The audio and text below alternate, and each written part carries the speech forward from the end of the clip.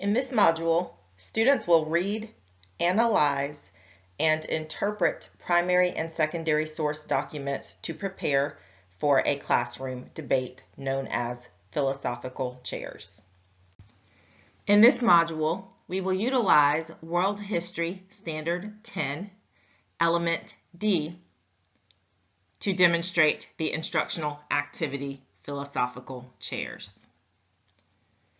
Through this activity, students will be able to engage in disciplinary thinking, disciplinary reading, disciplinary writing, and speaking and listening. In philosophical chairs, students choose a side, create an argument using textual evidence, and participate in a discussion amongst their peers. The teacher serves as the facilitator, actively guiding the discussion as needed.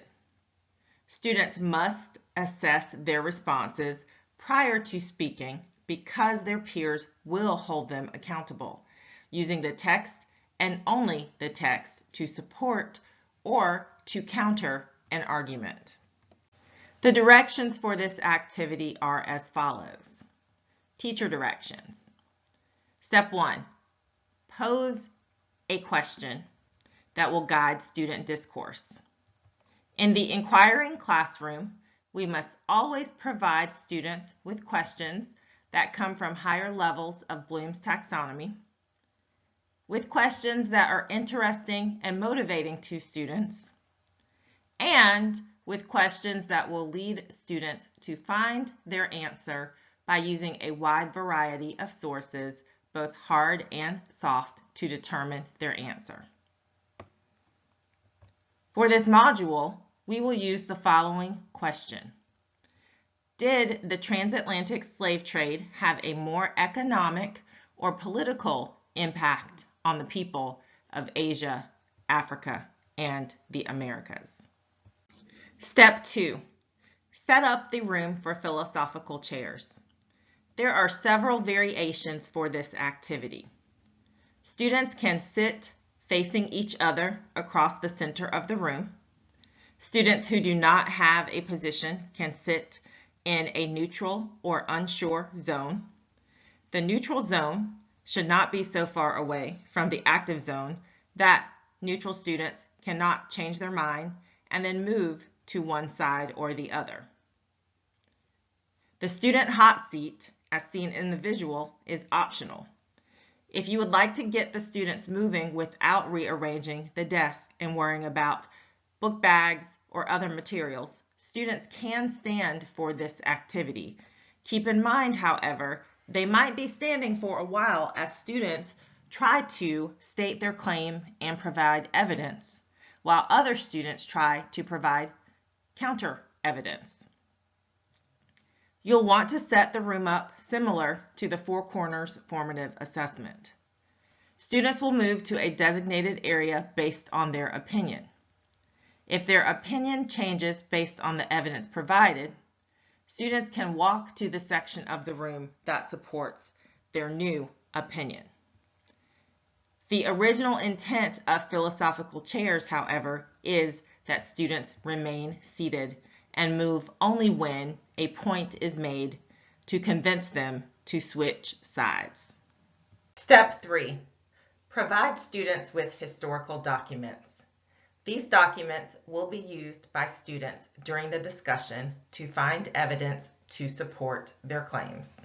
Be sure to select documents that will require students to read and interpret the information provided to take a stand. Be sure to mix up the types of documents that are used. Consider using pictures, narratives, and other documents that provide students with varying viewpoints. Be sure to provide at least 5 documents for students.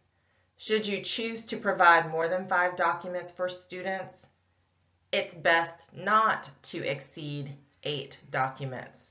After 8 documents, students tend to feel fatigued and do not interpret those documents with the same fervor that they might interpret documents 1 through 5.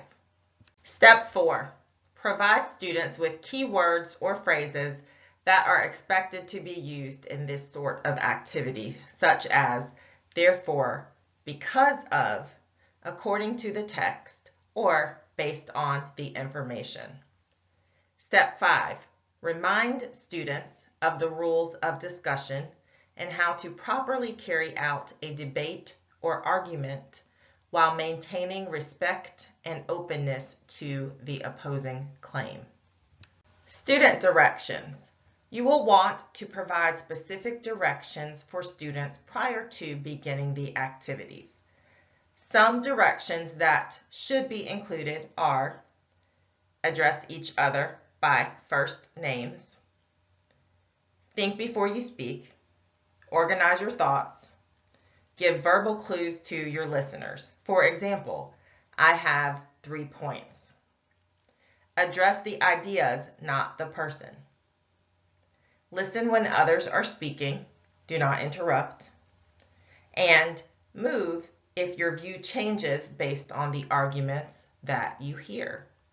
For students with a clear argument or students who have declared a side, one student will begin by explaining why he or she is taking a particular position.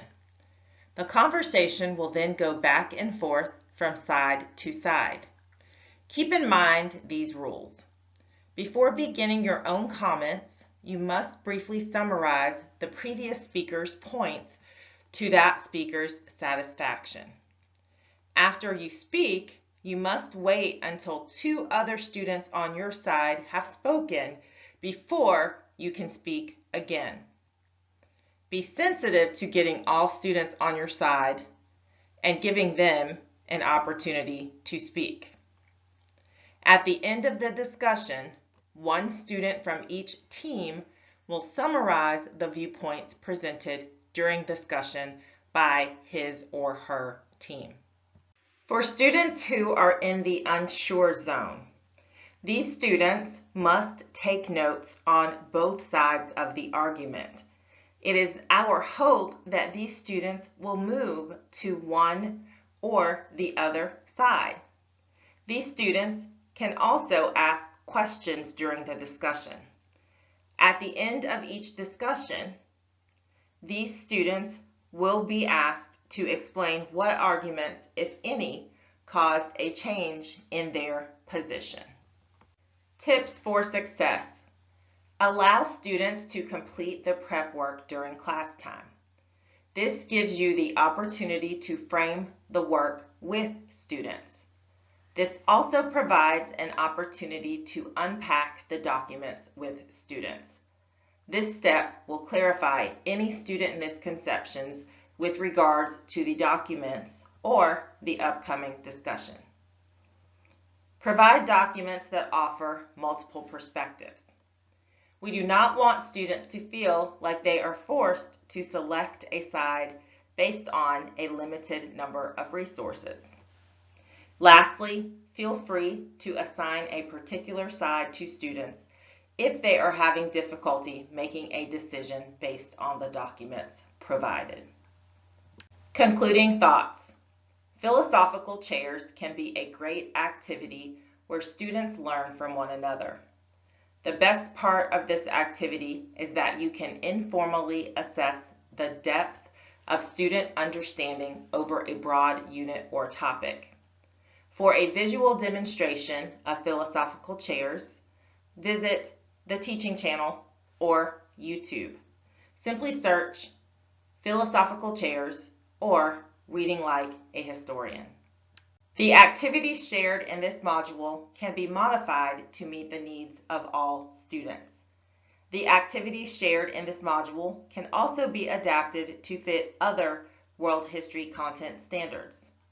Remember to utilize Georgia Department of Education curriculum resources to support your work with students.